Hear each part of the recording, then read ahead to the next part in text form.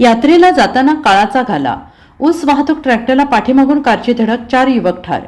शिरगुप्पी, विजापूर, बेळगाव या महामार्गावरील सिद्धापूर तालुका जमखंडी येथील मंगळवारी रात्री झालेल्या ट्रॅक्टर आणि कारच्या अपघातात 4 युवकांचा जागीच मृत्यू झालाय. अपघातात ठार झालेले सर्वच युवक सिद्धापूर तालुका जमखंडी गावचे रहिवासी असून ते यात्रेला जात असताना काळाने त्यांच्यावर घाला घातला आहे.